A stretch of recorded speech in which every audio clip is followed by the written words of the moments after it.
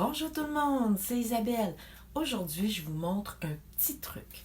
Dans le fond, c'est une petite astuce pour prendre soin de vos marqueurs.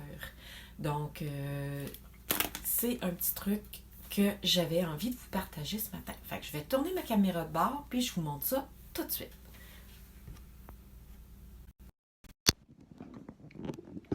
Attendez un petit peu, je vais m'arranger pour que ça soit droit.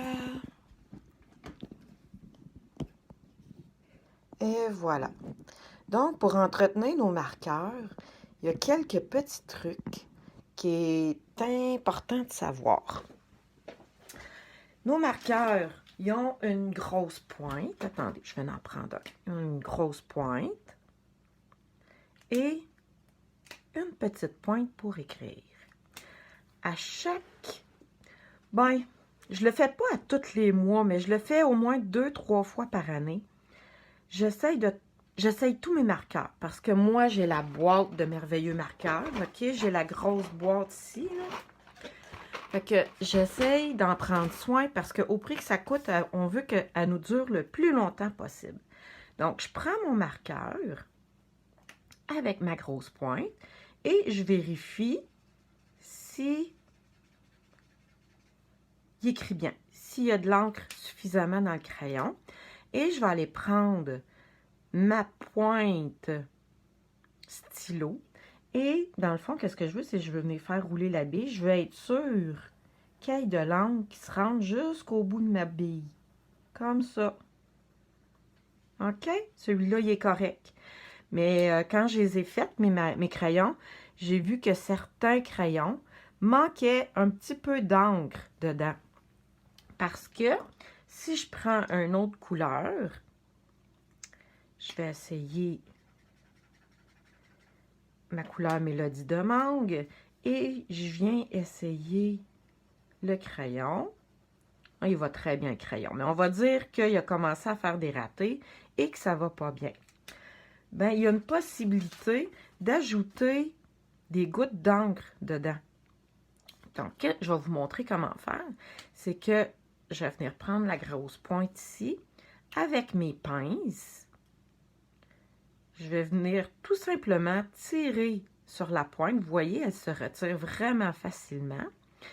Et avec la bonne couleur, hein, il ne faut pas se tromper parce que on peut acheter la petite recharge d'encre de la même couleur que notre marqueur. Donc, Mélodie de mangue.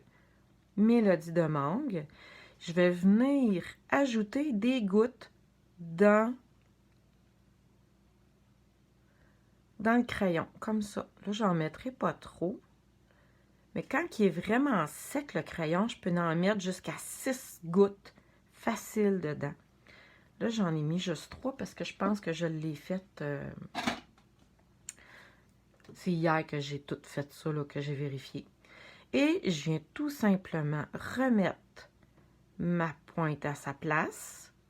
Là, il faut que je pense de venir nettoyer ma pointe parce que si je prends un autre crayon, je vais tout beurrer mes pointes. Là. Fait que je viens ajouter de l'encre dans mon marqueur.